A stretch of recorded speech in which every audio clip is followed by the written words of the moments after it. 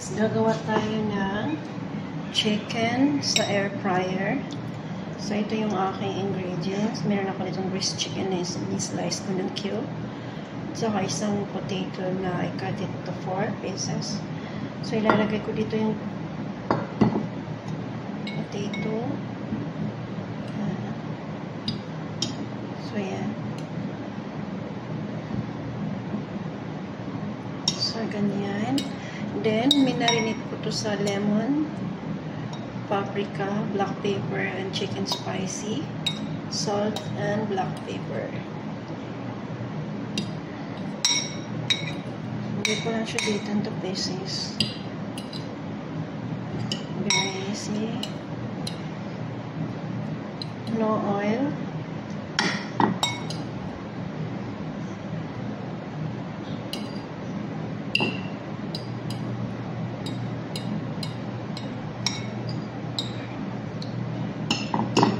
Siya guys. Tapos lagyan ko yung sauce ng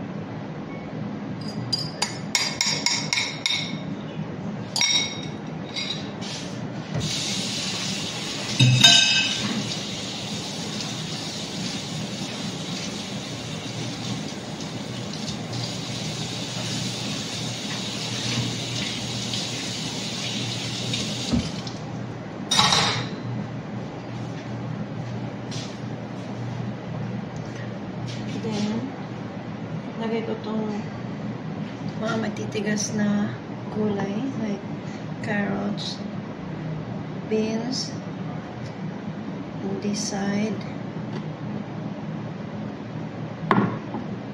Sumog mo lang konti. So, if you add some salt, so mabuti. Kung ayaw nyo ng salt, okay lang din. Then, lagyan dito yung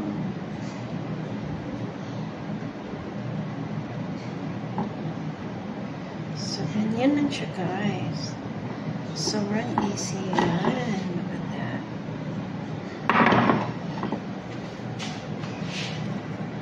So, lulutuin ko siya.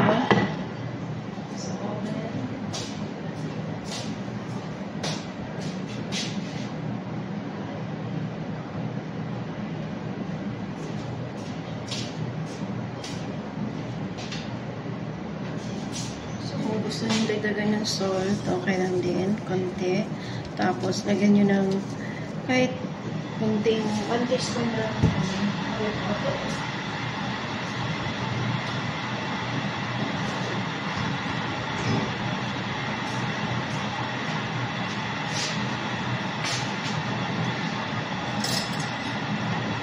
para ng spoon. Lagay mo dito yung olive oil. Ganyan lang. Tapos 1 teaspoon na water.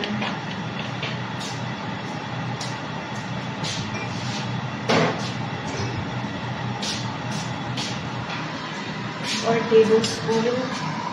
Depende po sa kung gaano kadami yung iluluto nyo na gulay or chicken. Ito kasi pang 1 person lang. So, okay na yan. Tapos, lalagyan natin siya ng foil para